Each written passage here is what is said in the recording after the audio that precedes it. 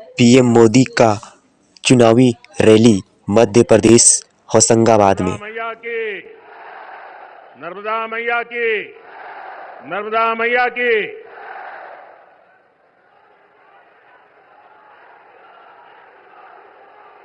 ये ऐसा क्षेत्र है जिससे मैं बरसों से बहुत ही निकट परिचय में रहा हूं। अनेक बार इस आदिवासी अंचल से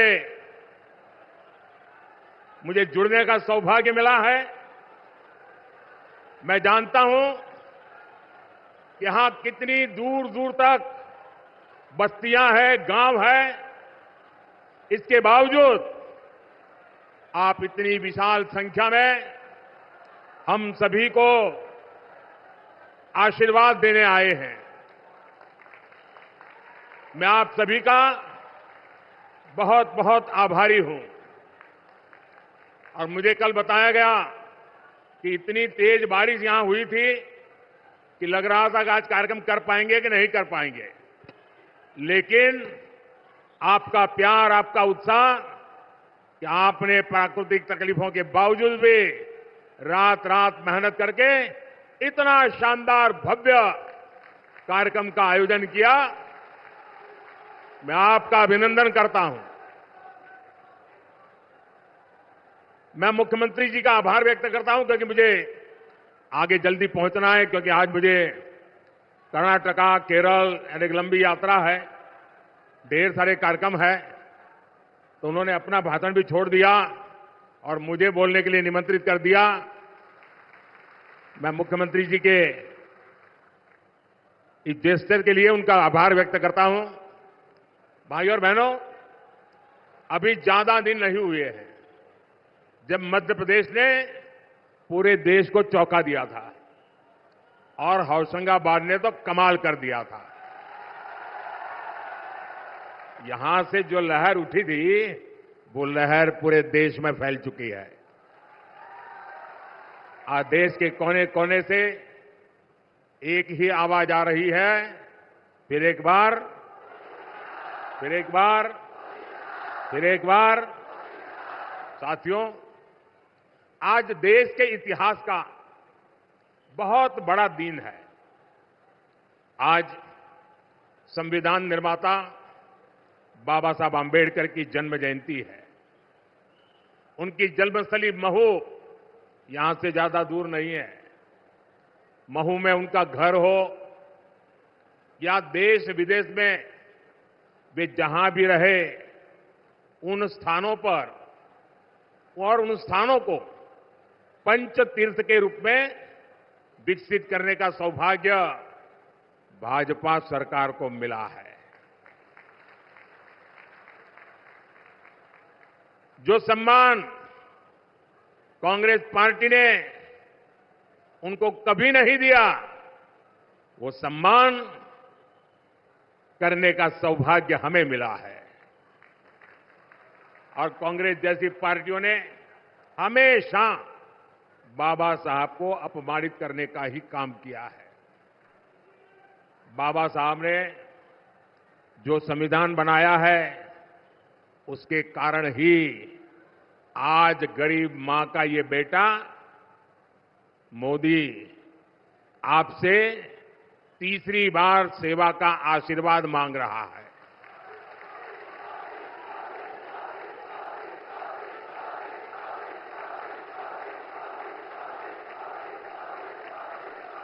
ये बाबा साहब का संविधान है जिसके कारण आज देश की राष्ट्रपति एक आदिवासी परिवार की बेटी है।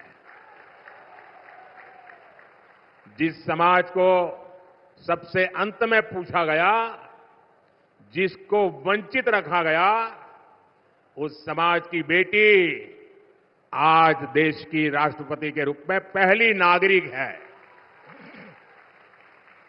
हमने बाबा साहब को सिर्फ विचारों तक सीमित नहीं रखा, बल्कि आधुनिक भारत में उनके योगदान को नई पहचान दी है। आप मोबाइल फोन से जो डिजिटल पेमेंट करते हैं ना, उस डिजिटल पेमेंट जो योजना है उसका नाम भीम यूपीआई है। ये भीम यूपीआई बाबा साहब के नाम पर हमने रखा है।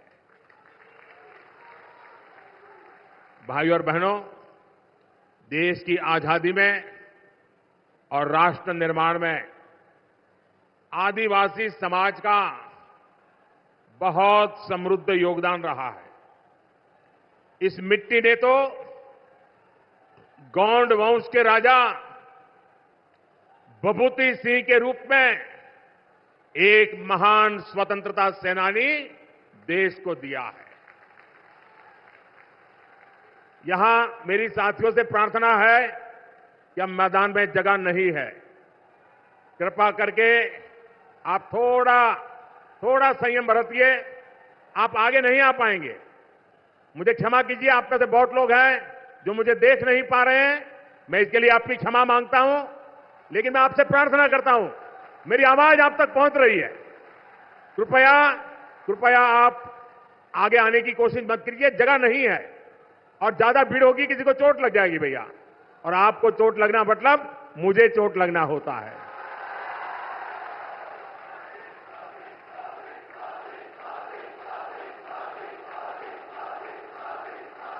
साथियों, कांग्रेस ने आदिवासी समाज के योगदान को कभी भी स्वीकार नहीं किया।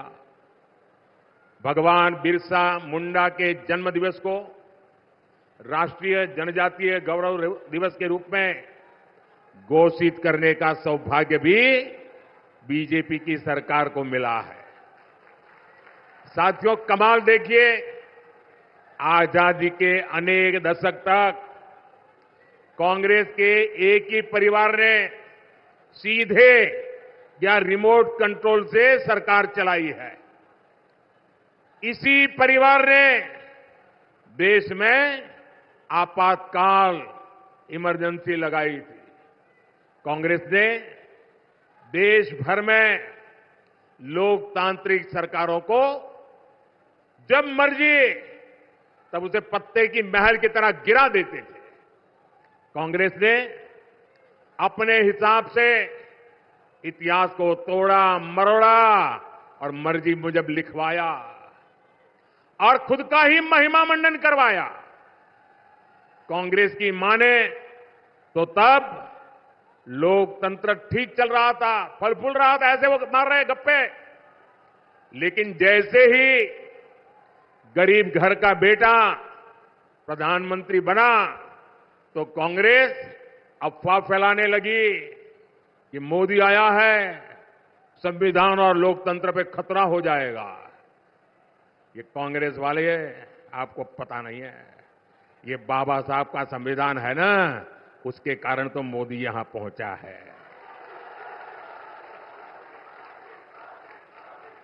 अब तो कांग्रेस का शाही परिवार धमकी दे रहा है, मोदी तीसरी बार प्रधानमंत्री बना तो देश में आग लग जाएगी। ये 14 में भी बोलते थे, कभी आग लगी क्या? ये 19 में भी बोलते थे, कभी आग लगी क्या? ये राम मंदिर के लिए भी बोलते थे, कभी आग लगी क्या? ये 370 के लिए भी बोलते थे, आग लगी क्या? बस देश को डराओ, घबराओ, भ्रम फैलाओ। भाइयों और बहनों, आग देश में नहीं लगी, आग जलन उनके दिलों में लगी है। ये जलन उनके दिल और दिमाग में ऐसे भरी पड़ी है कि वो उनको अंदर से जलाती जा रही है। और ये जलन भी मोदी के कारण नहीं है, ये जलन 140 करोड़ देशवासियों का मोदी के प्रति प्रेम के कारण है। वो ये प्रेम भी सहन नहीं कर पा रहे। भाइयों बहनों, ये लोग 10 साल से सत्ता से बाहर है। 10 साल में ऐसे छटपटा रहे हैं जैसे उनका सब कुछ लूट गया, उनकी भावी पीढ़ियों का ही जैसे लूट गया। और कांग्रेस वाले अगर यही कारनामे करते रहेंगे ना, उनका तौर तरीका यही रहेगा, तो ये जलन उनको इतनी जला देगी कि देश आगे कभी मौका देने को तैयार नहीं होगा। और इसका कारण साफ है। आप दुनिया की स्थिति देख रहे हैं।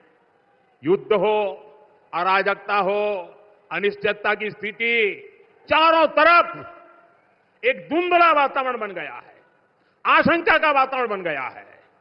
हर कोई भय के साए में दुनिया में रह रहा है।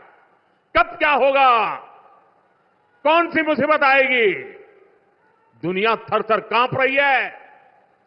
ऐसी दुनिया के लिए एक मजबूत और शक्तिशाली भारत बहुत जरूरी है। भारत आज और अधिक मजबूत होना चाहिए कि नहीं होना चाहिए?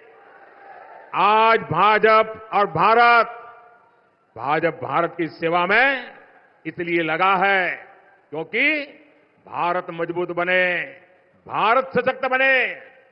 अब मुझे बताइए, ये काम क्या एक अस्थिर, कमजोर, भ्रष्ट, स्वार्थी नेताओं का इंडी गठबंधन मजबूती का काम कर सकता है क्या?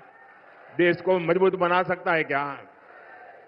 अरे जो पार्टी खुद को मजबूत नहीं बना सकती, वो देश को क्या मजबूत बनाएगी? आप मुझे बताइए भाइयों, शक्तिशाली भारत कौन बना सकता है? शक्तिशाली भारत कौन बना सकता है? मजबूत भारत कौन बना सकता है? सामर्थ्यवान भारत कौन बना सकता है? समृद्ध भारत कौन बना सकता है? शक्तिशाली भारत कौन बना सकता है? मैंने इतने सारे सवाल पूछे, मैं सोच रहा था आप लोग सही जवाब देंगे, लेकिन आपने तो हर बार गलत जवाब दे दिया। ये मोदी नहीं, ये आपका एक वोट कर सकता है, आपका वोट कर सकता है। आपके वोट की ताकत है जो देश को ताकतवर बनाएगी। आपके वोट की ताकत है जो देश को शक्तिशाली बनाएगी। भाइयों और बहनों, अभी थोड़ी देर पहले ही दिल्ली में मुझे भाजपा का संकल्प पत्र देश की जनता के चरणों में रखने का सौभाग्य मिला और यहां आने से पहले उसी कार्यक्रम में था। मैंने वहां मोदी की गारंटी के बारे में विस्तार से बताया है। आप इंडी गठबंधन की स्थिति देखिए, वो तय कर नहीं पा रहे हैं कि घोषणा पत्र एक जिम्मेवारी होती है, देश की जनता के लिए कमिटमेंट होता है। उनके सभी साथी आपस में उलट पुलट ही कर रहे हैं और ऐसे ऐसे वादे कर रहे हैं कि देश किस दिशा में जाएगा तय नहीं कर सकते। उनकी सरकार क्या करना चाहती है, कैसे करना चाहती है, ये भी उनकी बातों में कहीं नजर नहीं आता है।